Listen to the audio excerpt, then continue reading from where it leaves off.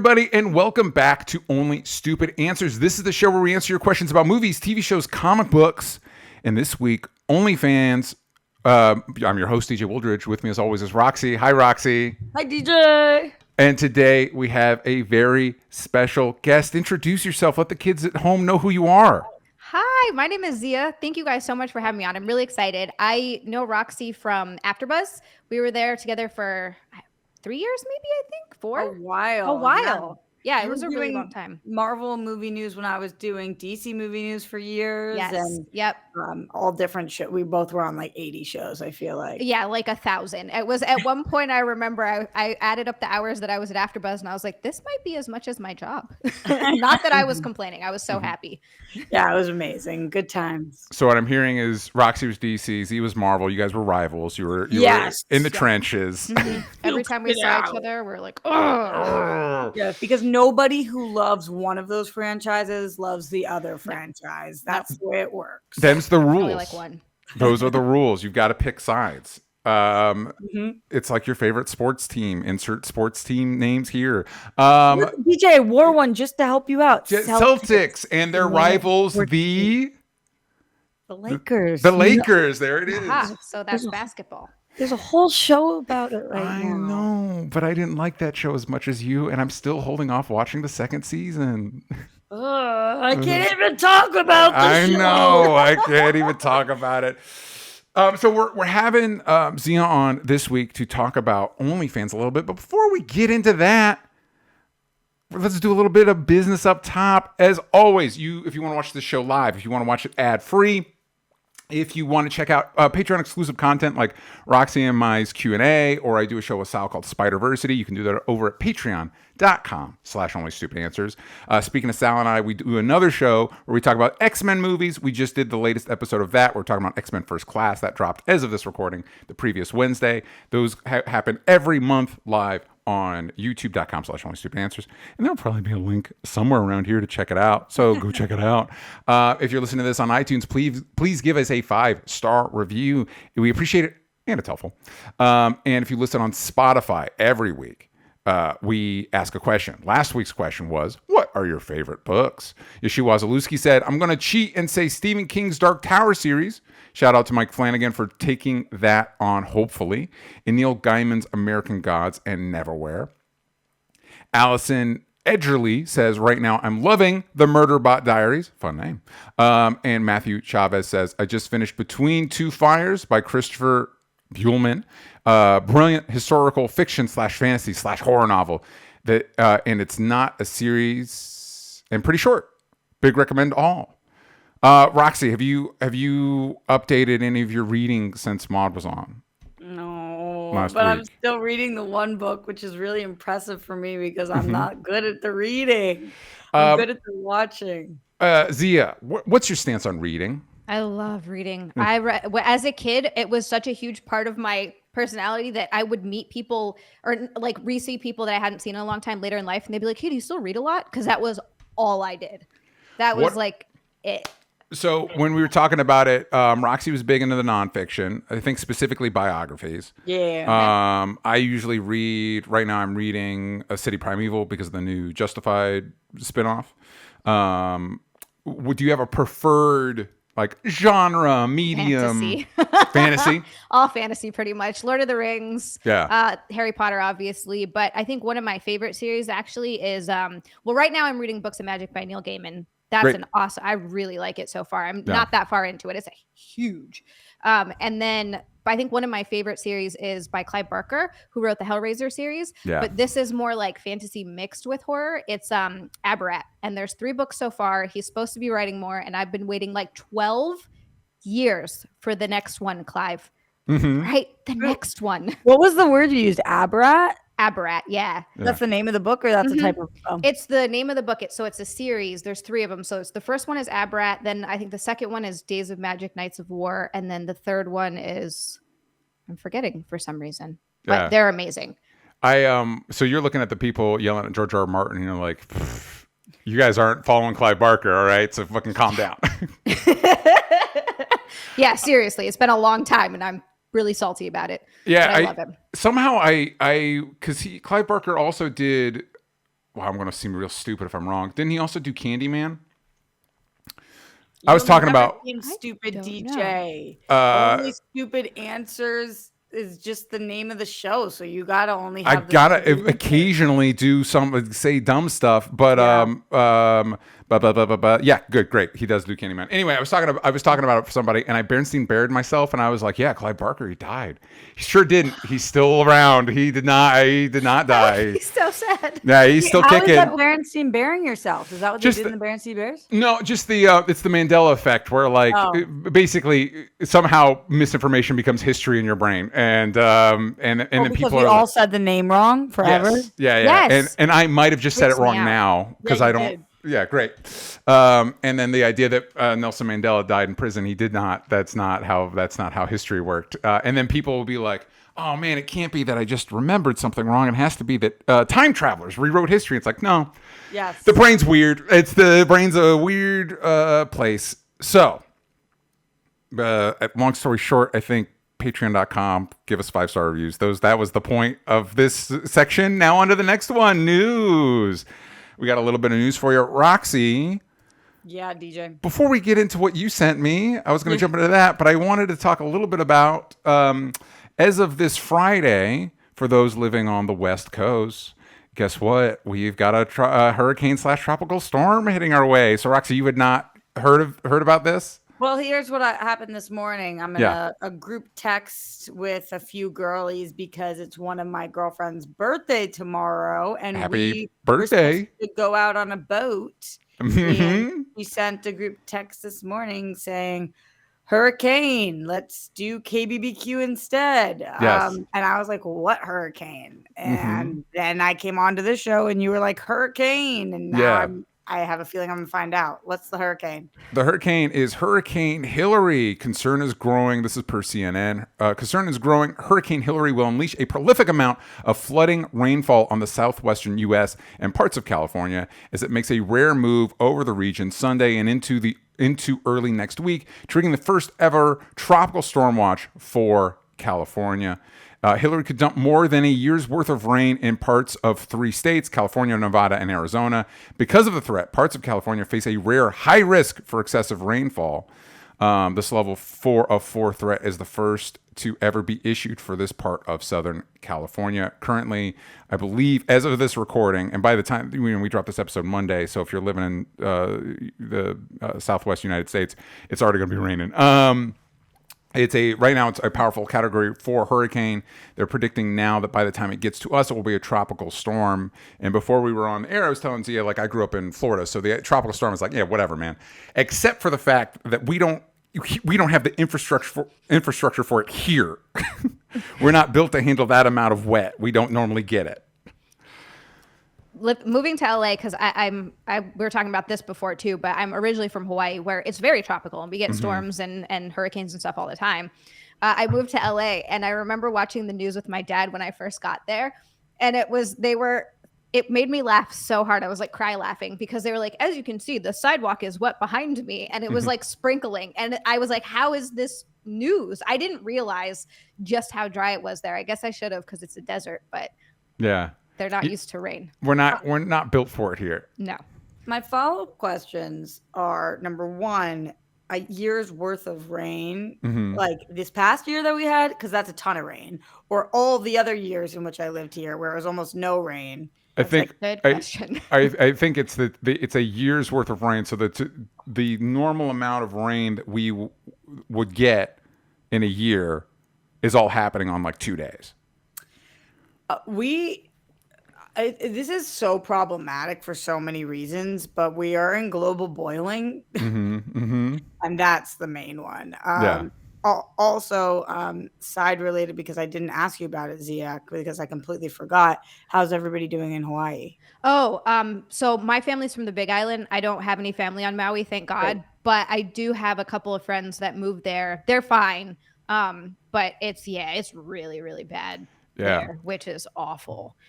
And I feel like if you're just fire. if you're looking at stuff and Hawaii's on fire and California's getting a hurricane, it's like, wait a second, this isn't how things are supposed to work. And I think there's a reason we stopped calling it global warming and started calling it climate change. And it's a term, hopefully I'm using it correctly, but a term I've heard used in discussion of this is desertification, which, obviously a lot of times when we think of deserts, we think of sand. But a big part of it is that desert climates are very erratic. And so it's about extremes. So like extreme heat, extreme cold.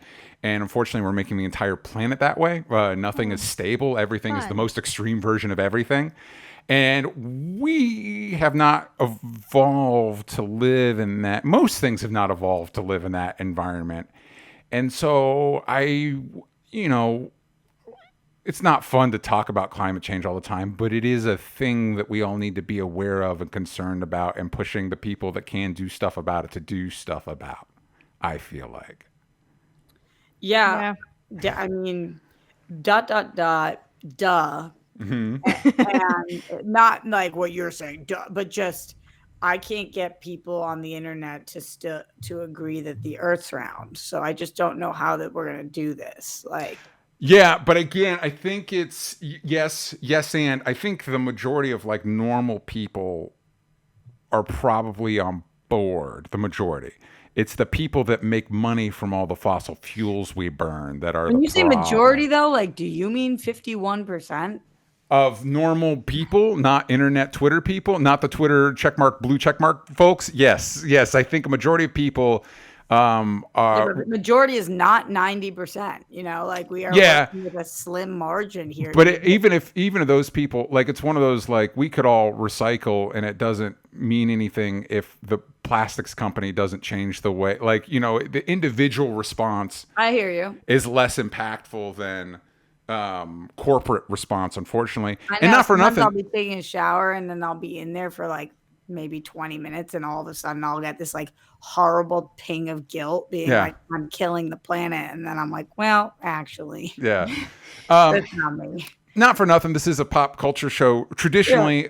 So I will tell you all, unrelated, there's a fantastic movie called How to Blow Up a Pipeline. I think it's my favorite movie of the year.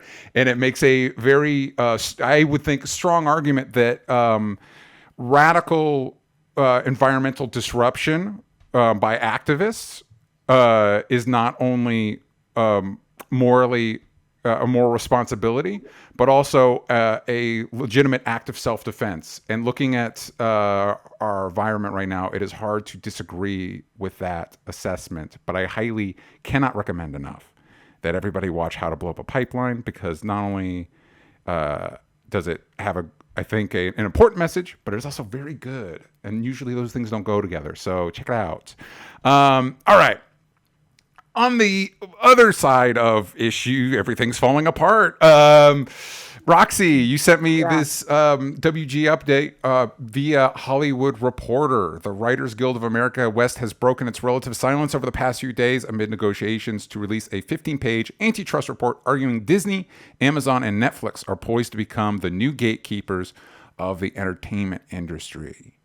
Yeah. Xia, how up to date are you with WGA SAG strike stuff? Is this affecting your life right now? Not at all. And I honestly don't know a ton about it. I just what I've seen online and what my friends have been talking about a little bit, but otherwise not that much. Yeah, I'm learning more and more that as much as I feel like a broken record sometimes, continuing to explain things, because I'm like, oh my God, people are going to be so sick of me because I just keep giving tiny updates on what's going on. I'm learning that people don't know what is going on, and a lot of major news publications are not covering this because, spoiler alert, their money comes from the people that are trying to protect.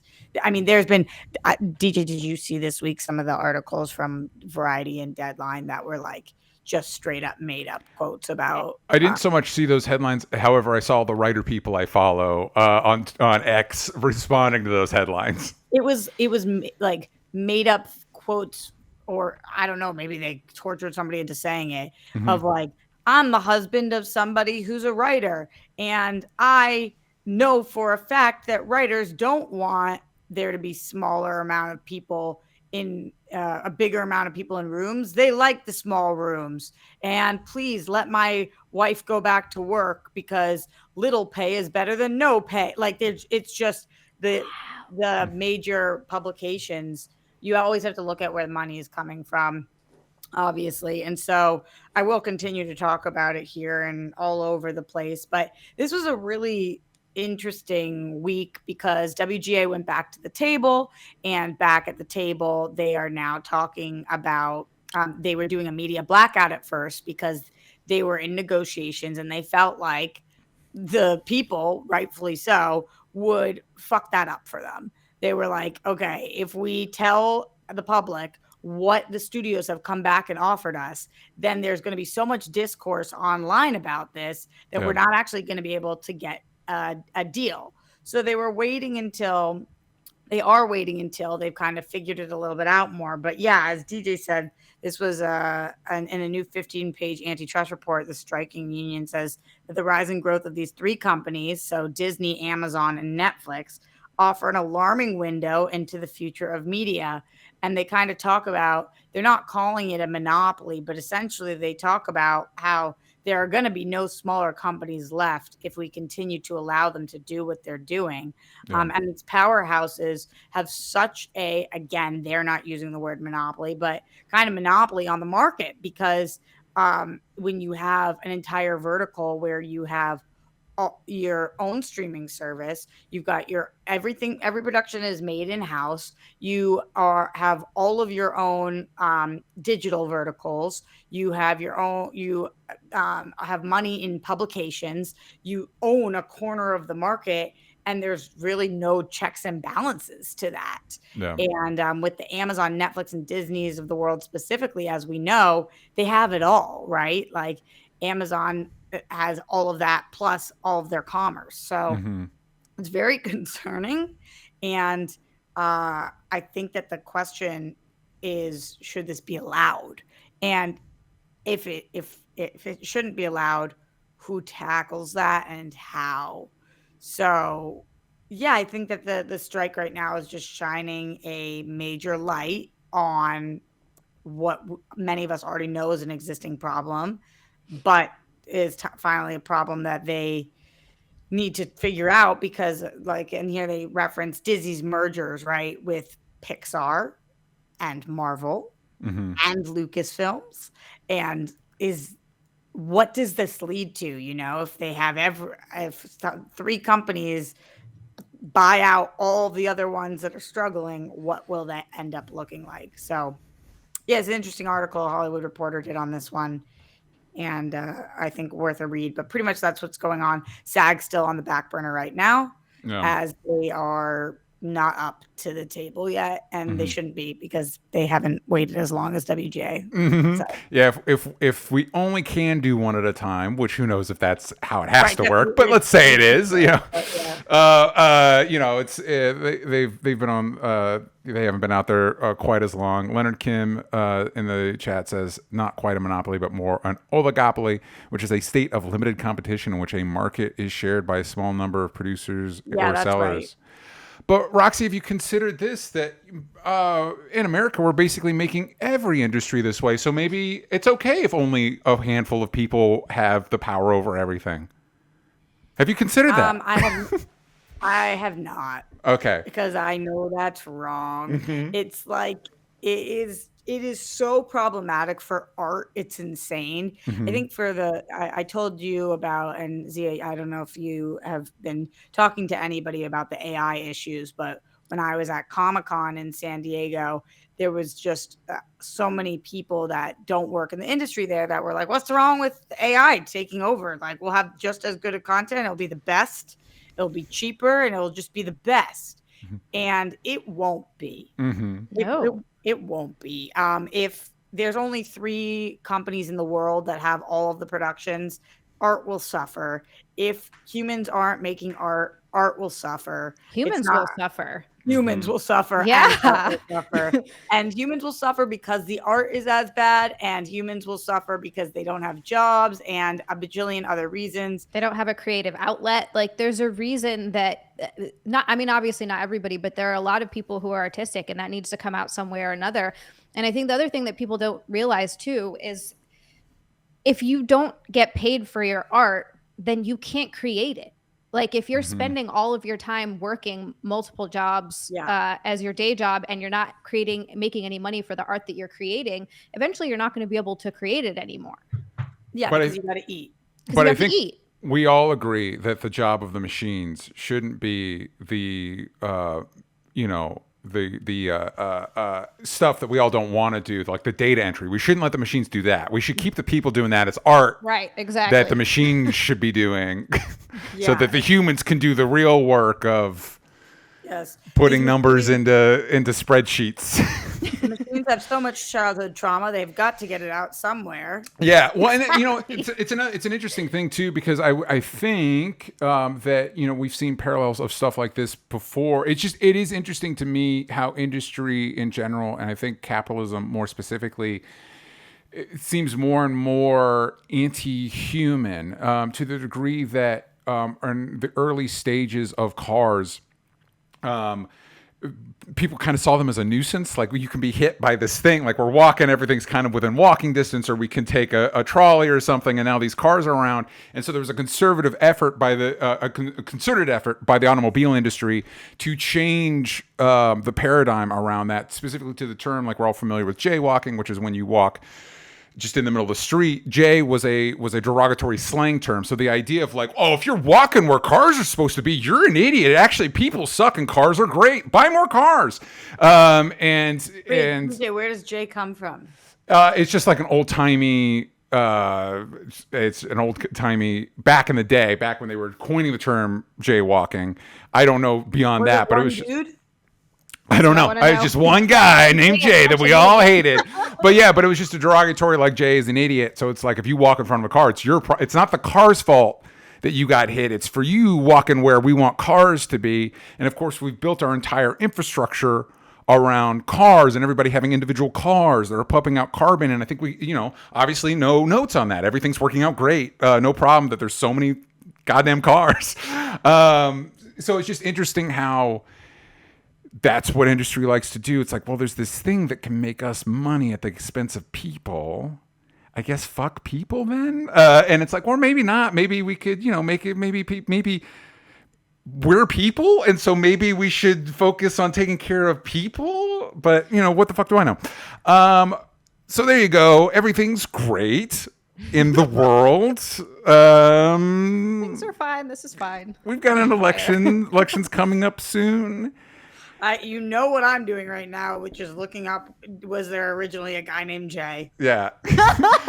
Who was the first guy named Jay? I don't know how to move forward. I like Mike Joyce in the chat. Jay ruined it for everyone. Jay is absolute bastard, Jay. So while Roxy's looking that up, we're going to go to some ads. All right, we are back. Hello, thank you for joining us. And Xia, we have you here because we're talking about OnlyFans, and you're on OnlyFans. How did you end up on OnlyFans? What was that trajectory like? So honestly, it was my husband's idea. He thought I would do well. He's like, it was during the pandemic that he first brought it up. And I was kind of like, I don't know. It wasn't until 2 years later that I was like, you know what? I think I want to try this. And it was, I guess you just see how well everybody else is doing. And I was working a couple of different jobs that I just absolutely hated. Mm-hmm. And it was not what I wanted to be doing with my life. And, and I sort of thought about it, and I was like, this could be something that A, it could be a really fun creative outlet, and B, it could be something that allows me to create things that I actually enjoy creating instead of being exhausted from working and then, trying to do everything else on the side. So I finally decided probably about 2 years after he first brought it up that I wanted to give it a try. And it ended up being really, really good for me. So I was able to quit my day job, thank God, and focus more on being an artist and creating, I guess, if you want to say. I love it. Yeah, a lot more. how did your husband bring it up? I'm just picturing myself with who I'm single as a Pringle, so hard to picture my husband at all. But if I was married and my husband was like, "Hey, I've got this idea. How do you feel about it?" I feel like I would have some feels about that at first. What was the conversation like? I was more just worried about, it wasn't necessarily that I had feels about doing it, because I'm not like weird about my body or who sees it. I don't know. I grew up very heathen, like I like to say, on a tropical island. So now nobody's wearing a lot of clothes there. If you are, you're going to be really hot. And so it's not something that I ever really thought that much about. Like, I'm not a modest person, really. So it was more, I worried about the repercussions professionally or how going forward in my life, because I felt that way, I knew a lot of other people could be judgmental. And it is something that I was working a job and doing OnlyFans at the same time. And I do think that was a big issue with the guy that I was working with at the time. Mm-hmm. So that was another question I kind of wanted to ask, because it does feel like there's still a lot of it's this weird competing urges on the internet, and you can't look at everybody on the internet as like, it's not different people with different backgrounds. So that's something I always have to remind myself, is like, I'll get comments like, "This is great," and then other comments that are like, "Fuck you," and it's like, what do you want from me? And I have to remind myself, like, these are different people. It's not one. I view them as like a mass, but it's like different individuals. But it is weird of like, the sexy photos do great on Instagram, but all the comments are like, "You're evil," and it's like, well, what are we doing? So I guess like, do you feel like there's still a stigma around, for lack of a better word, lewd content, and why do you think that persists? Absolutely it is. And it's pretty much basically what you said, is that there are different people who have different views of the world because of how they were raised, because of the places that they come from, their own life experiences. And so that is also something that I have to remind myself of a lot, because not a day goes by that I don't get some sort of a hate comment or being called a whore in some form or fashion. It happens, and it doesn't even happen to me as much as I see it happen to, because a lot of my friends, or I have friends who are actually in the porn industry or who do OnlyFans. Like, I have a lot of friends like that, and they're some of my favorite humans, like just some of the best people. And I think that it's easy to judge someone that you don't know. And I think a lot of people dehumanize sex workers. And so to them, they feel okay saying something to them, because like, well, you're just a whore. You're not like a person with feelings. You obviously can't have correct opinions. You can't be smart. There's absolutely no way, because you use your body. But at the end of the day, everybody uses their body to make a living, whether you do it manually, like you have to, it's your body. People's problem with it is that it's sexual. And I think a lot of that comes from religion, for sure. And because there's still so much religion in the world, there's going to be a lot of that. I wasn't raised with religion, so I don't have any sort of shame around sexuality or my body, like in any way, shape, or form. That was like not a thing for me growing up. So it's hard for me to see that point of view, but there are so many people that have that point of view, like a lot, and you do see it online a ton. It is really, really interesting. But at the end of the day, I don't know why they care. Just go do your own thing.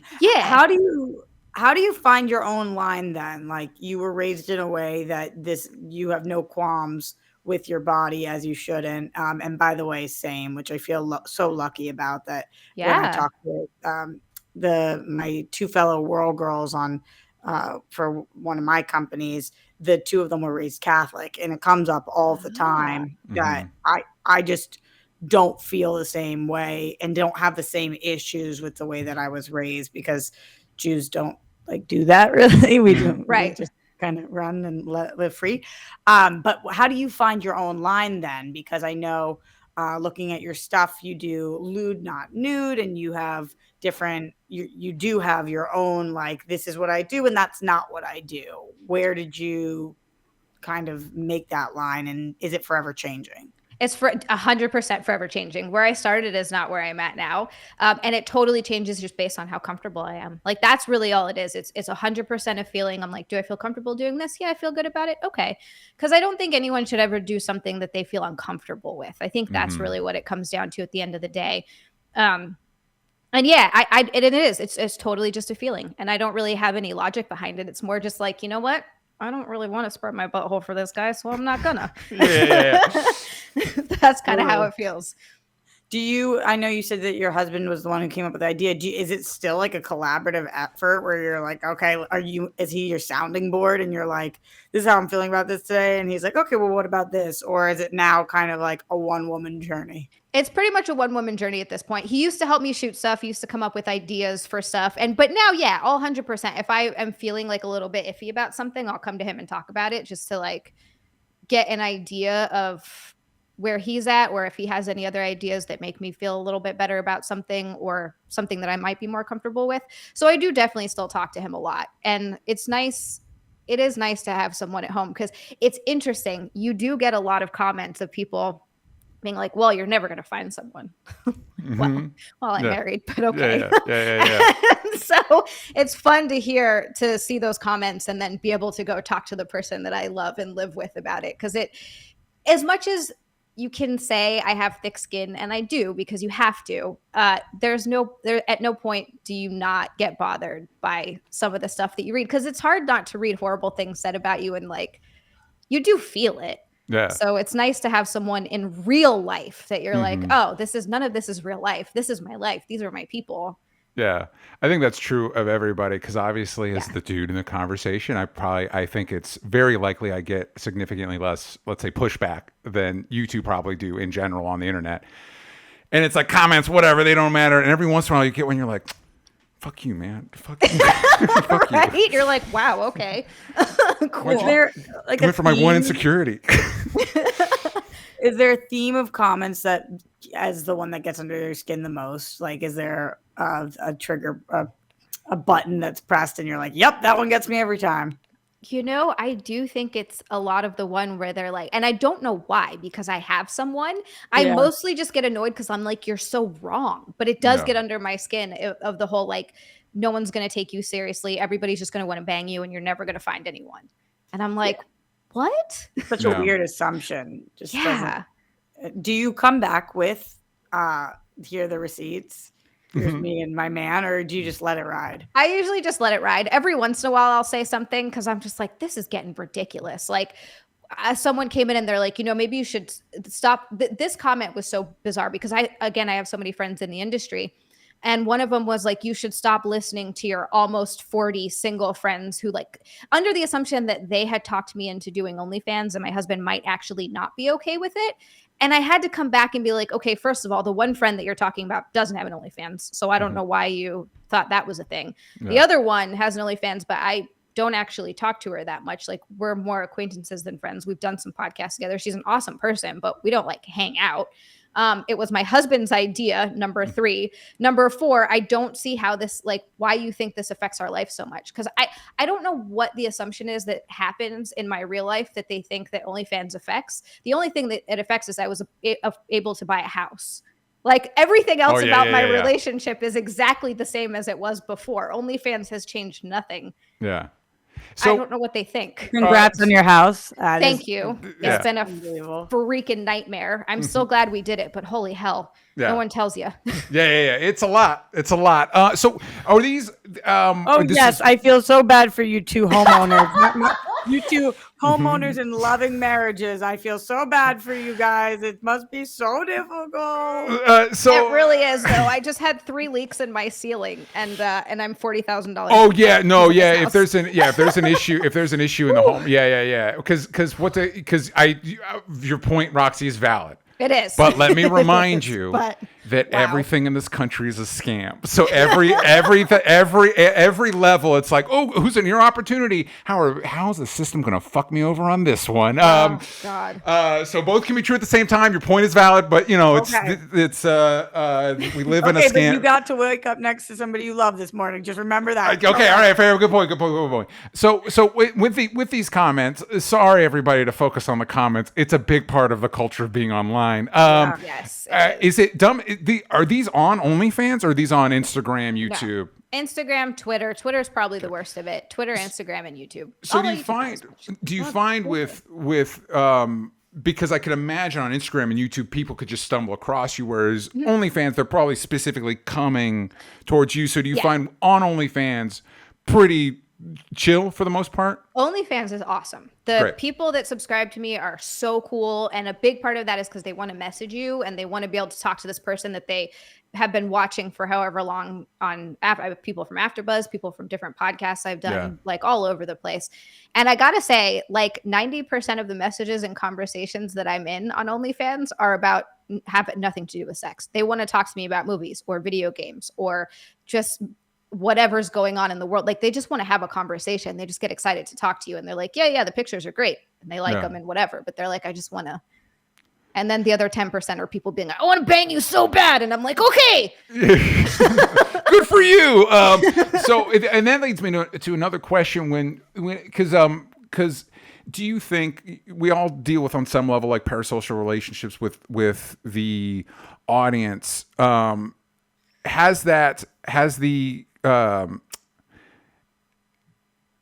does that affect the proximity with your fans? Because I know with like me, for example, with me, my personal life, if I could like put that in a black box and never mention it on anything ever, you know what I mean? Like as far as the audience is concerned, I'm here to talk about comic books, and that's it. You know what I mean? That's how I do things. Has the either being on OnlyFans or necessarily the sexualized nature of your content, does that have you found that affects the parasocial relationship with you and your audience? Yeah, it does. You have to be careful. And this is actually something that I just had a conversation with someone on OnlyFans about. And because most people are very cool and they're very chill and they absolutely know what this is. Like I'm paying a subscription for your time and for your pictures or your body, like whatever the service that you're providing, which is great. But I also am very, very, very open. And that's something that I don't mind being very open, but I talk to everyone and I genuinely care about the people that subscribe because they're paying for, again, my time, but it's also they're supporting me and it means a lot to me. So I definitely spend a lot of time answering messages and going back and forth with people. And I've had like 2-3 year long sort of it is a relationship with these people that have been following me and watching me on all these different platforms. And then again, I've had like personal conversations with them. So it's happened a couple of times where I think people get confused as to what it is. Like, yes, I care about you as a person, but this isn't anything more than what this is. And there have been a couple of times where I've had to sort of do a little bit of damage control or be like, I'm sorry to disappoint you, but this is not what you're thinking it is. Like they're trying to meet up kind of damage control, or I've gotten a little bit of that, but I've also gotten where people think that like they're the only ones. Oh. And I'm like, no, this is this I is hate to break it to you. This is my job. Yeah, like this is a business and I care about you as a person and you're really, really great. And I like these conversations that we have, but this is still my business and my business is me. And I have to do what I'm doing. Yeah. It's interesting to me. And I think it'll be interesting to hear both of your thoughts on this since you both talked about kind of being more open with your bodies and stuff like that. But as a guy, there's like no expectation of me posting sexy photos. Guys do that. And if I were in better shape, I could do that. But there's no expectation of it. Right. And I feel like, I feel like not necessarily there's an expectation from fans, but I do see, a lot of women in the space that sometimes it aligns with what their brand normally is and sometimes it doesn't, but it almost feels like there's this obligation. Do you all ever feel that obligation? Does it seem in some senses maybe unfair? I'm curious because DJ, I think that is relevant to a question that I had for Xia about this too, because when I post bikini pics or any kind of like sexier picture, I lose 1,000 followers every time. Same, Roxy. I lost 300 followers in the past like 2 weeks just from posting slightly racier stuff because I've been feeling it. I don't know, damn. Yeah, and so I think that like I'm not sure exactly with your page how you feel about this, but especially like when I went from I had never posted a bikini pic and was always posting professionally to then like showing and for me, I'm a lifestyle person, so I'm not really posting bikini pics like here is me being sexy. I'm like, I'm on the beach and this is what my day looked like today. And here I am in an office and here I am at the beach and here I am. Like, it's just kind of part of my life. So I'm just posting pictures of my life. And 10 out of 10 times when I post a bikini picture, I lose a ton of followers. And so I think that's the weirder part for me, DJ, in terms of there does seem to be this expectation, or this want, or people always saying like, maybe if you posted sexier content, you would be doing better. And that's not why I do post any sexy content. But then when I do post a bikini pic to lose 1,000 followers, I'm like, this feels so weird. I'm confused. Yeah, that is confusing. Yeah. I think it's sort of that weird paradigm of the people that they want that from you. They want you to show more of yourself to them. And then on the opposite side, where there are those people that they've built you up in their head to be this specific way. And when you do or say something that is against their view of you, because I've had this happen to me before too, where people are like, oh, I used to like you. And then you like said something that I disagree with. And then they unfollow you, or you show a little bit too much and they're like, oh, well, I didn't think you were, like a whore type of person. And then they unfollow because they feel like you personally, what's the word I'm like offended them because you weren't the view that they had of the you. Image. Yes. That's a really weird. interesting thing. I think that's a really excellent point. The idea of, and I think it's something Roxy and I have started covering more like celebrity related stuff. I think the biggest example would be something like Lizzo, which is different than what we're talking about here. But the idea of, I feel like I need to remind our audience sometimes, like when we're talking about people, like you don't know them personally, and more importantly, they don't know that you exist. Like they don't know, you don't necessarily owe them anything, and they don't necessarily reflect your viewpoints. But I think we like to, and then this is true of like fictional characters too, we like to imbue, we like to project ourselves into them. Yeah, absolutely. And as soon as it goes against sort of this projection that you have, or this view that you have, suddenly that person has done a great not disservice. Yes. And you're like, oh, I'm so mad. But see, that's so interesting to me, Roxy, because I 100% have viewed your page. Like, I never thought that you were like, I think you're a beautiful woman and you're just sexy in general. But I've never thought that content. Goddamn straight. But I've never like thought that the content you were posting was like, oh, look at me, I'm being so sexy right now. I 100% get the vibe of like, you're like, yeah, look at me, here's on the beach, like here's me with my friends, here's me doing my thing, like dressing just however you dress. So that's so interesting that happens to you as well. It caused me to want to post more bikini pics, which is such a weird like pushback. But I'm like, if you don't want to follow me because I do this, then I would rather get rid of you sooner. Yeah. Because I think it's weird. Like, yes. That you guys have me in one box and I'm allowed to back post pictures of me in a onesie and me in a bikini, because that's what my life looks like. So like, I do think that it's been a weird thing, and I've noticed it, and I go and I check every time, because the first time I noticed it, I was like, whoa, did I just lose 1,000 followers? And then I was like, shit, this is a real thing, where like clockwork every time. It's interesting, and I wonder if sometimes, and this is entirely anecdotal, I cannot speak for all men, but I do think something that I hear a lot from women that I don't necessarily think men, and by men I probably mean more specifically me, but like don't think about, in that I just wear what I wear. So if I think women talk a lot about like, I'm like, you're mentioning now, Roxy, like you're posting a bikini picture because that's your life, or you're posting something sexy because you feel good in it. I think for a lot of guys, that's not how our brain, like they would be doing that to get attention. Like that's what they would be doing. They wouldn't just do that to do that because whatever. And so they have trouble understanding that maybe your life works. Like maybe that's not how you view it. You know what I mean? Maybe it has nothing to do with that. Maybe it has nothing to do with them. Thank you. Literally, that's exactly it. Because it's 100%. I'm not, people are like, oh, you just want attention. You're so attention seeking. I'm like, no, dummies. The way I make money is my body. Yeah. I'm advertising, you idiots. I'm not over here like, oh man, I really hope a bunch of people like me. I'm like, this is part of what I do. Yeah, because I think, sorry, Rex, what were you going to say? Just in terms of that, I wonder if this is different for you than it is for me then, Xia, or if it's the same for you.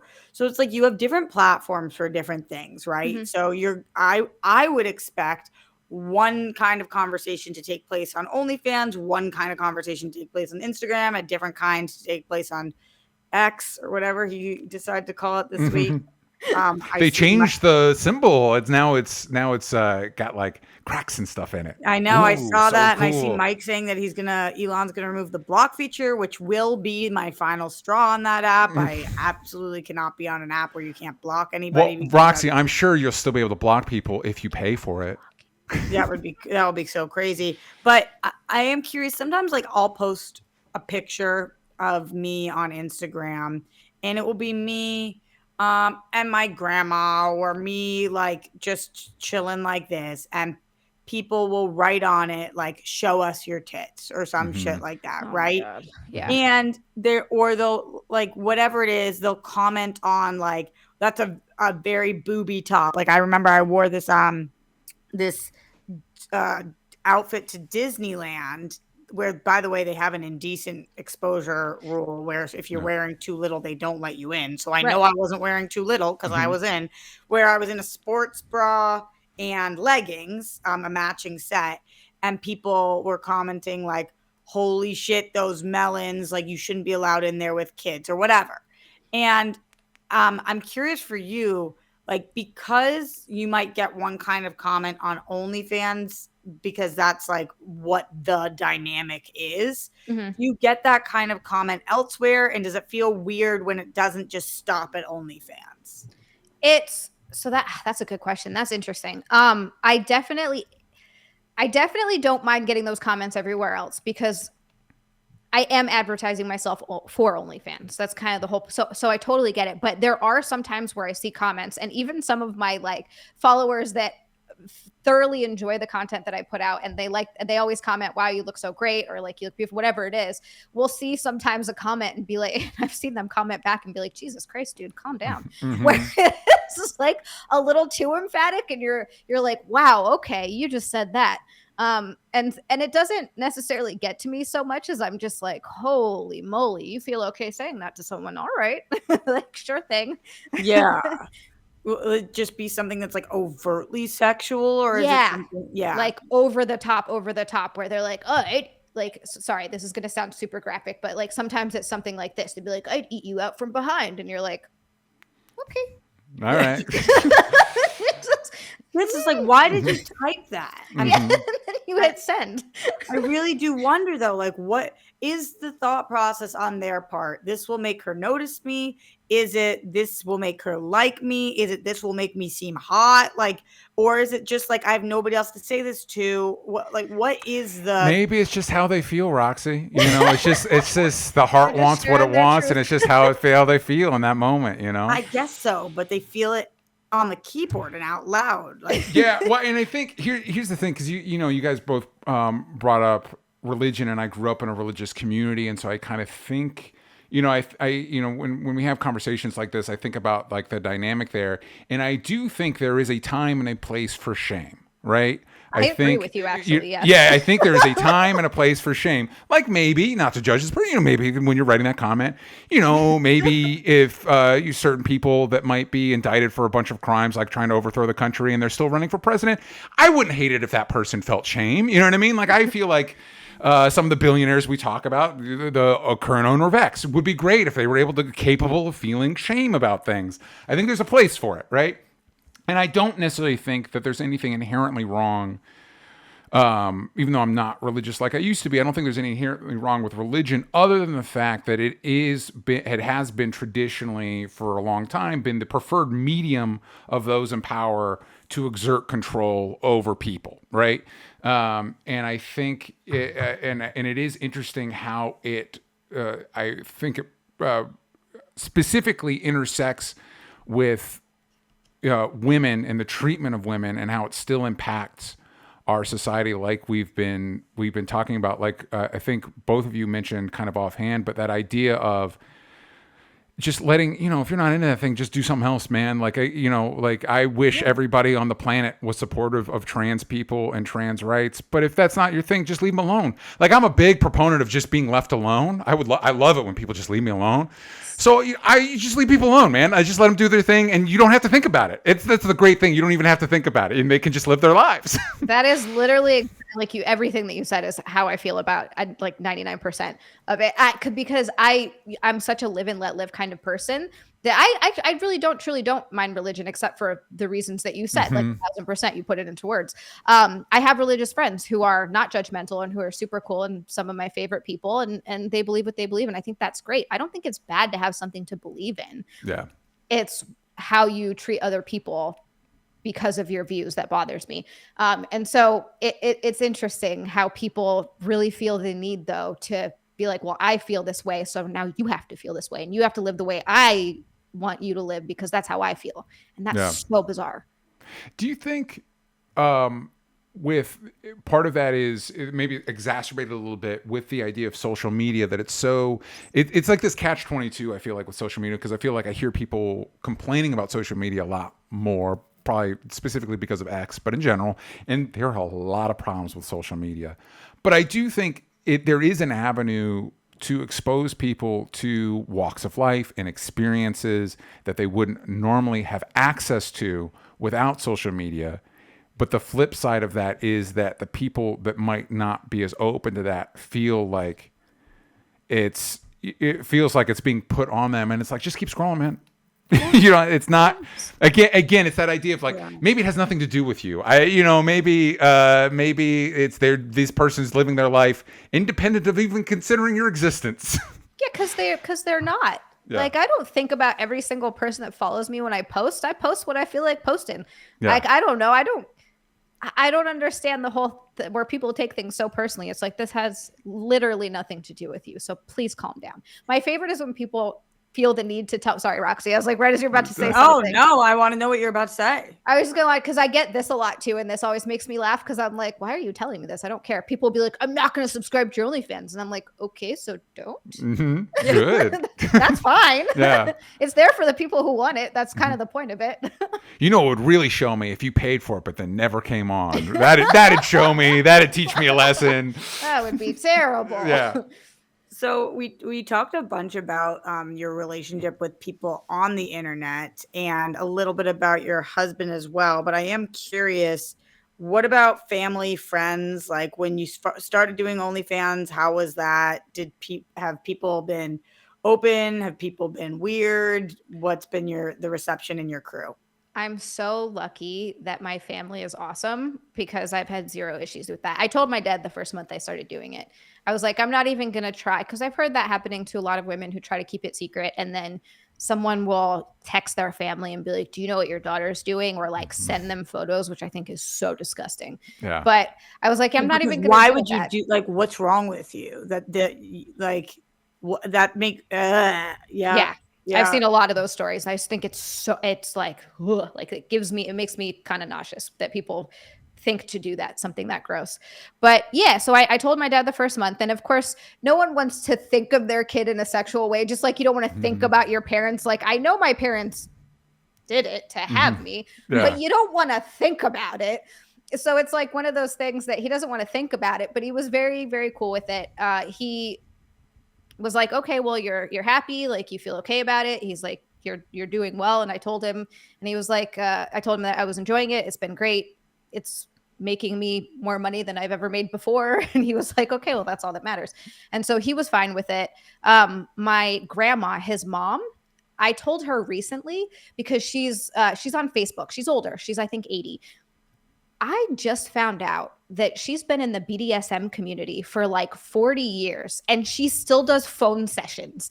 And so I had to explain to her what OnlyFans was because she didn't know what it was because she's older. But once I explained it to her, she was thrilled. She was so tickled. She's like, oh my good time. Just as long as you're being safe. I was like, your grandma, I don't meet anyone. Yeah. But so I found out that about my grandma and I was like, oh, okay. So yeah, most like 90% 90% of my family is like super open and awesome about that kind of stuff. I have one super religious cousin who I haven't talked to about it. I've seen him since I've been doing it. He never says anything. I know he knows, but he's never tried to like talk me out of it. But I haven't like explicitly been like, hey, so by the way, I do sex work. Yeah. So do you just, I don't know what the umbrella of sex work is. Is what you do, I think it's considered sex work. Yeah. I've heard people say it is, and I've heard people say it isn't.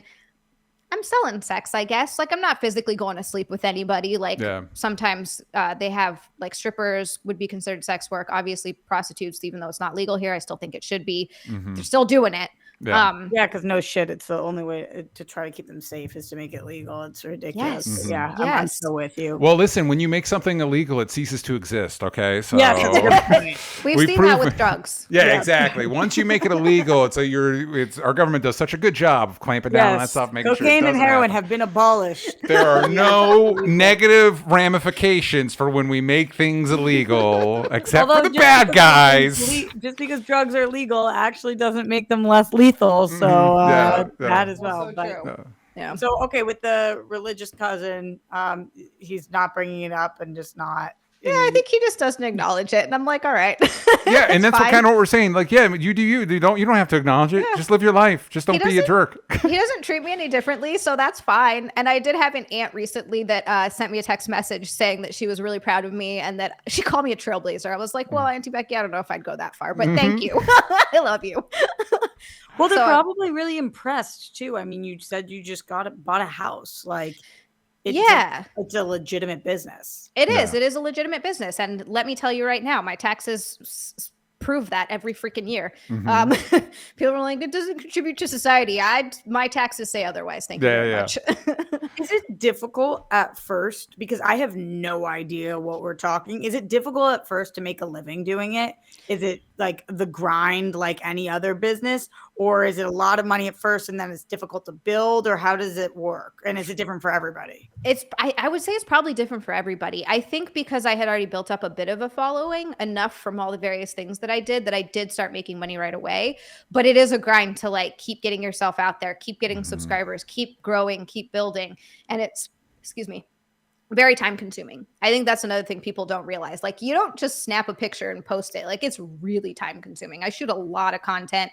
I spend a lot of time on their messaging. I spend a lot of time promoting. It's full time. It's not just like, let me just post my boobs. Yeah. That leads me to another question, because I think there's some overlap with, like, I do Kickstarter stuff. And when I went to go, I don't even know. Did I use it when we transitioned? I have a little asset. There it is. Hey. When I went to pull up the OnlyFans asset, it was like, here's like, when I typed in OnlyFans, like, here's Bella Thorne. It's like, that's right. Do you see an impact from celebrities going on OnlyFans? Because when I do Kickstarter stuff, it's kind of catch-22. There's like there's more established comic creators that don't have an issue getting their books put out on Image and Dark Horse and stuff like that. And it's what we're doing on Kickstarter. And their argument could be made that, they're bringing more people to that community. I think the argument could also be made they're sucking up more of the oxygen from people that kind of need that platform more. Is that something, do you have that kind of internal debate, or do you see that with more celebrities moving over to OnlyFans? I definitely have that internal debate where it's like, I can't fault them for wanting to, get a piece of the pie because they have a huge, like, why wouldn't they? I understand. But at the same time, it's like, you're doing fine. You don't really need this like I do. Yeah. Like, I got a mortgage to pay. I think you're doing okay. Yeah. So there is a little bit of that. And there's a little bit of like,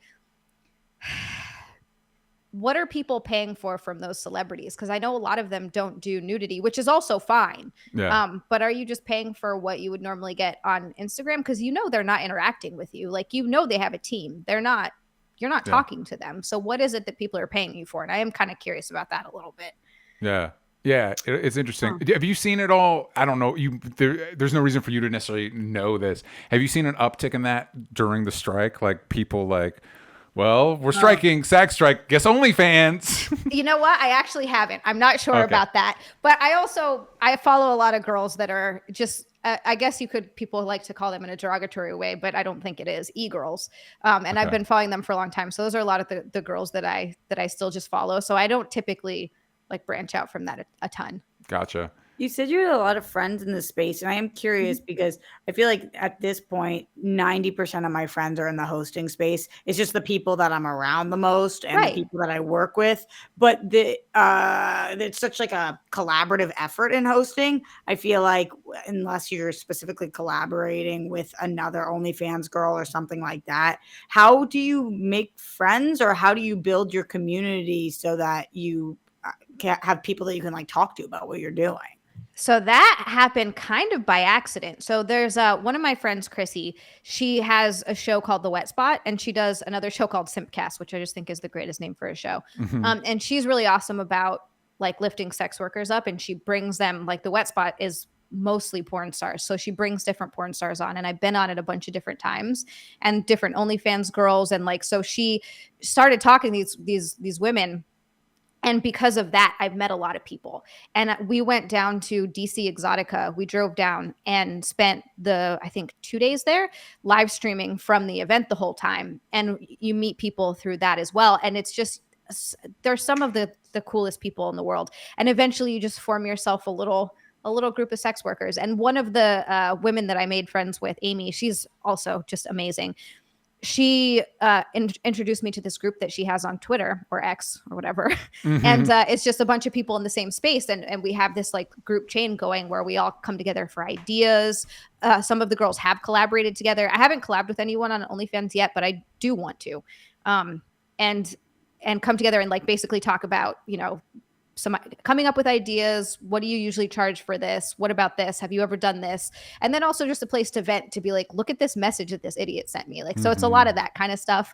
And then I've become really, really close with a lot of those girls, and it's been really nice. That's one of the things that, because you brought me back to thinking about the Kickstarter stuff. And I think that is one of the positive things with the internet, is being able to make these communities, especially with people that, don't necessarily live by each other. Like, I do the show with Sal, and he lives in Jersey. He lives across the country. And so, and I try to keep that stuff in mind when I hear people complaining about social media or the internet, or when I feel discouraged about it. It's like, yes, obviously, yes, all these bad things, correct. But, just remember the positives that do come out of it, and trying to find hopefully ways that we can improve, make that more common, the positive community aspects more common.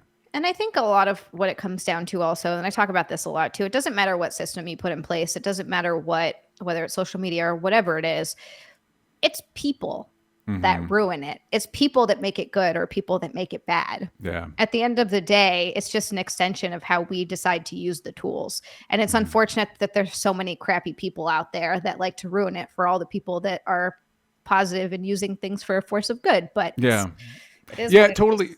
What were you going to say, Roxy? Just those people, curious, do you receive an extreme amount of dick pics? You know what? No.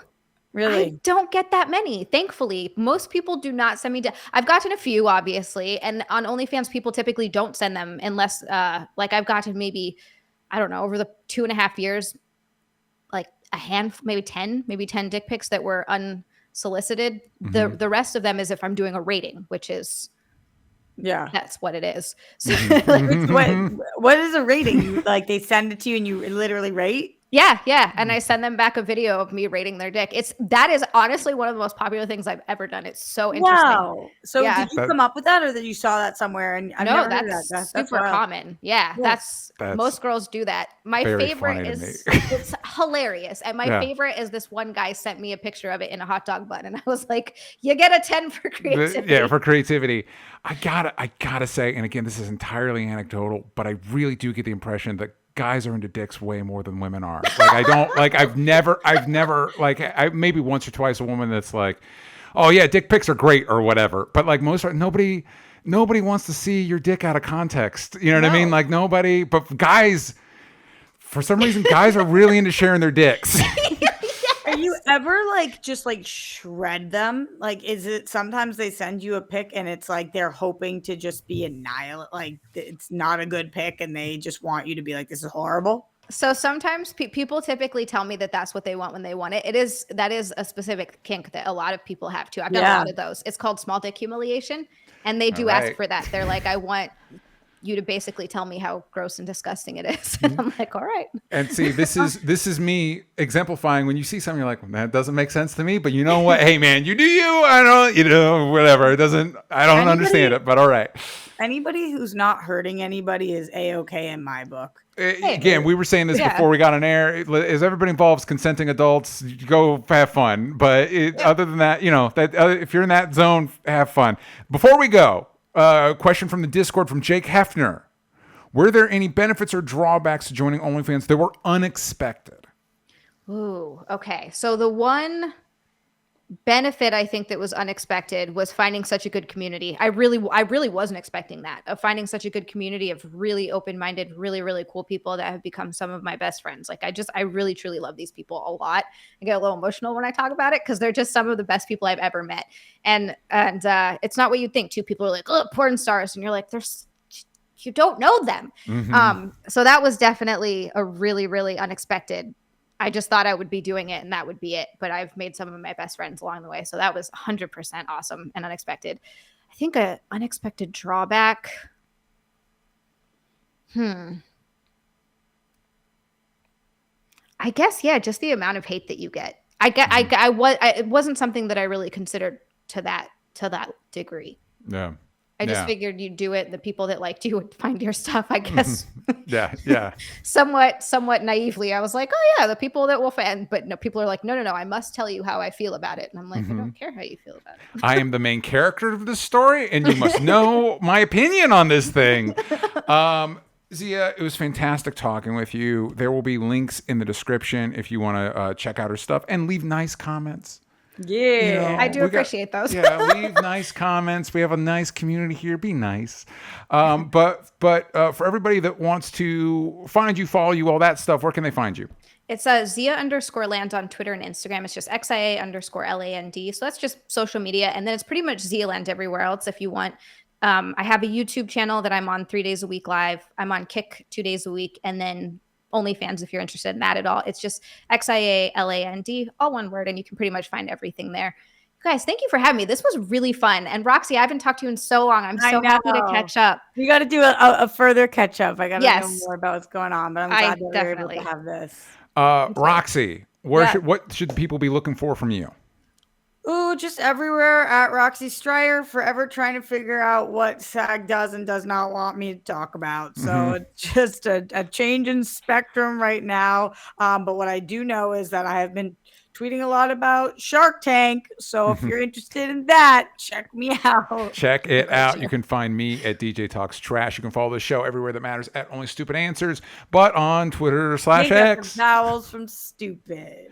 And we will see you all next time. Bye, everybody.